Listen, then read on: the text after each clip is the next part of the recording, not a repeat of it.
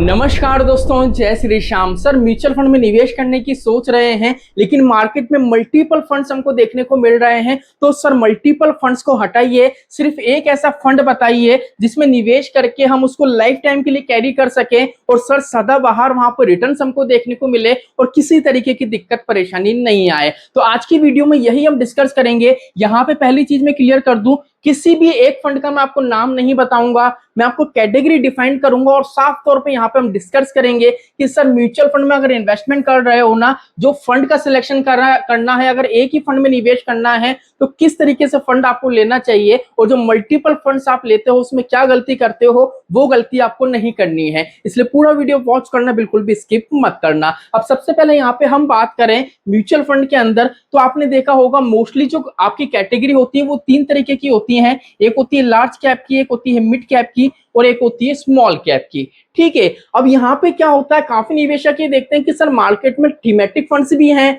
Sectoral fund भी हैं, ठीक है, पीएसयू फंड है, कॉन्ट्रा फंड है। तो वहां पे क्या होता है, कुछ दिमाग है ना खुल जाता है कि सर टैक्स सेविंग फंड भी है, मतलब मल्टीपल फंड्स देखने को मिल रहे हैं, मल्टी एसेट्स फंड देखने को मिल रहा है, हाइब्रिड फंड देखने को मिल रहा है, डेट फंड देखने को मिल रहा है। तो सर कहाँ पे निवेश करें, तो इस चीज का विशेष तौर पे आप ध्यान रखना।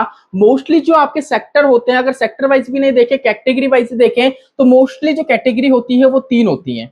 कैसे होती है, अगर लार्ज कैप की बात करें तो किसको फॉलो करता है, निफ्टी 50 को। मिड कैप की बात करें तो ये किसको फॉलो करता है, मिड कैप 150 वाले इंडेक्स को। अगर स्मॉल कैप की बात करें तो स्मॉल कैप 250 वाला जो इंडेक्स होता है ये उसको फॉलो करते हैं। अब इसके अलावा अगर हम देखें कि सर मान लीजिए एक कैटेगरी होती है फ्लेक्सी कैप। फ्लेक्सी कैप क्या होती है, फ्लेक्सी कैप पूरा मिक्सअप होता है large cap, mid cap, small cap का, जिसमें क्या होता है, फ्लेक्सिबिलिटी मिलती है। और यहाँ पे जो सबसे ज्यादा एक्सपोजर होता है वो लार्ज कैप का होता है 75% का। यहां तक समझ में आ गई। इसके बाद सर अगर मान लीजिए अगर फ्लेक्सी कैप के अलावा अगर हम मल्टी कैप देखें, सर नाम से पता पड़ रहा है मल्टी, मल्टी का मतलब क्या हो गया, यहाँ पे large cap, mid cap, small cap सारे ही देखने को मिलेंगे, लेकिन मल्टीपल कैटेगरी में हमारा पैसा जा रहा है। तो यहाँ पे जो हमारा सबसे ज्यादा पैसा लगता है वो मिड कैप स्टॉक्स में लगता है 75%। बाकी का जो पैसा है वो स्मॉल कैप और लार्ज कैप में फंड मैनेजर अपनी हिस्सा से लगाते हैं। अब यहाँ पे एक चीज जो समझने वाली है कि सर मान लीजिए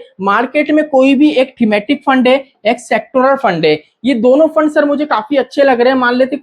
मान लेते कोई भी एमसी है, एक मुझे सेक्टोरल फंड अच्छा लग रहा है, एक मुझे क्या लग रहा है, थीमेटिक फंड अच्छा लग रहा है। अब मान लो यहाँ पे आप निवेश करने की सोच रहे हो तो कमी पेशी क्या है। कमी पेशी पहली बात तो ये है, अगर सेक्टोरल फंड है तो पर्टिकुलर केवल एक सेक्टर में आपका पैसा निवेश होगा। अगर फार्मा सेक्टर का फंड है तो फार्मा सेक्टर में निवेश करेगा, बैंकिंग सेक्टर का है तो बैंकिंग सेक्टर में पैसा निवेश करेगा, बाकी किसी भी सेक्टर में पैसा निवेश नहीं करेगा। अगर थीमेटिक फंड है तो वहां पे क्या होगा, थीम पे वर्क करेगा। जैसे मान लीजिए आज एक मकान बनाना है आपको, एक मकान बनाने के लिए आपको क्या क्या चीज की आवश्यकता पड़ेगी, रेती की, सीमेंट की, ईंट की, जो चीजों की आवश्यकता पड़ती है ना, तो एक तरीके की थीम बन गई कि भैया मैंने प्लान कर लिया, मेरे मकान में इतना खर्चा आएगा और ये सामान लगेगा, ये मेरी टोटल थीम है। तो वहां पे क्या होता है, थीम तैयार होती है, ठीक है, उस थीम में आपका पैसा लगाया जाता है, उसमें पर्टिकुलर सेक्टर होते हैं। अब मुझे एक चीज बताओ, अगर आपने सेक्टरल या थीमेटिक फंड में निवेश करा तो सर मार्केट में कौन सा ऐसा सेक्टर है जो नंबर 1 पोजीशन पे जिंदगी भर के लिए रहने वाला है।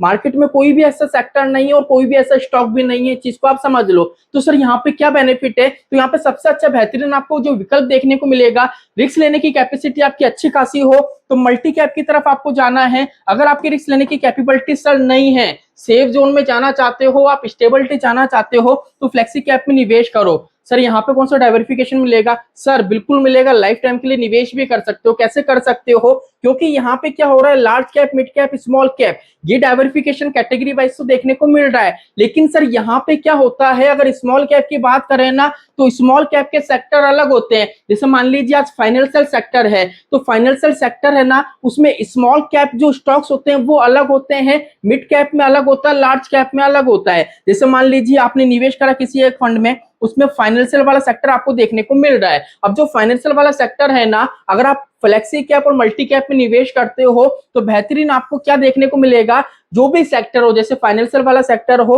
तो फाइनेंशियल वाला सेक्टर है ना सर, ये स्मॉल कैप स्टॉक्स का अलग होता है, मिड कैप स्टॉक्स का अलग होता है, लार्ज कैप स्टॉक्स का अलग होता है। क्योंकि कंपनी तीन तरीके की होती है, सबसे बड़ी कंपनी जो लार्ज कैप होती है मीडियम साइज की कंपनी जो मिड कैप होती है, छोटी साइज की कंपनी जो स्मॉल कैप की होती है। अब फाइनेंशियल सेक्टर ले लो या फार्मा सेक्टर ले लो, इंफ्रास्ट्रक्चर ले लो, कोई भी सेक्टर ले लो, है ना। अब वहां पे क्या होता है, जितने भी सेक्टर होते हैं ना, जैसे फार्मा सेक्टर है, अब मान लीजिए कोई कंपनी अभी अभी स्टार्ट हुई है, उसने अपने आप को आईपीओ के रूप में रजिस्टर्ड करा है, तो स्टार्टिंग में क्या रहेगी, स्मॉल कैप के अंदर रहेगी। तो मान लीजिए वहां पे जो आपको कैरी करेगी होल्डिंग, वो क्या रहेगी, स्मॉल कैप की रहेगी, फार्मा सेक्टर की। अब मान लो फार्मा सेक्टर की कोई कंपनी मिड साइज की है, तो वहां पे फार्मा सेक्टर का आपको मिड साइज भी देखने को मिलेगा। अगर कोई बड़ी कंपनी है फार्मा सेक्टर की जो लार्ज कैप के अंदर है, तो लार्ज कैप की भी वो होगी। मतलब यहाँ पे क्या है, मल्टीपल कैटेगरी देखने को मिल रही है, और मल्टीपल कैटेगरी में मल्टीपल सेक्टर भी हमको देखने को मिल रहे हैं। तो सर बेहतरीन ऑप्शन है यहाँ पे। अगर हम निवेश करना चाहते हैं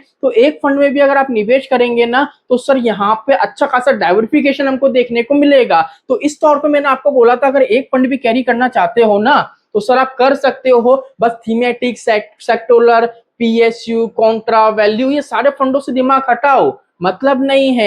एक फंड लेके चलो, अगर रिस्क लेना ले सकते हो तो मल्टी कैप में जाओ, स्टेबिलिटी चाहते हो तो फ्लेक्सी कैप जाओ, क्योंकि यहाँ पे फ्लेक्सिबिलिटी आपको मिल रही है, मल्टीपल सेक्टर में पैसा लग रहा है, मल्टीपल कैटेगरी के भी सेक्टर्स में आपका पैसा निवेश हो रहा है। तो यहाँ पे डाइवर्सिफिकेशन अच्छा खासा देखने को मिलेगा, ओवरलैपिंग की समस्या आपकी खत्म हो जाएगी, इसलिए बेहतरीन ऑप्शन है। अब आप बोलेंगे कि सर आपने इतना कुछ बता दिया लेकिन फंड नहीं बताए, तो सर हमारे जो दोनों चैनल हैं म्यूचुअल फंड में सर डेली बेसिस पे रिव्यू की वीडियो आती है। आप बता देना कि फ्लेक्सी कैप, मल्टी कैप दोनों ही कैटेगरी में किस फंड का आप रिव्यू चाह रहे हैं, या दोनों ही कैटेगरी में बेस्ट फंड कौन से हैं, इस पर आपको डिटेल वीडियो चाहिए, डिटेल वीडियो आ जाएगी। आई होप आज का वीडियो आपको अच्छा लगा होगा। तो आज के लिए इतना ही, मिलते हमारी नेक्स्ट वीडियो में।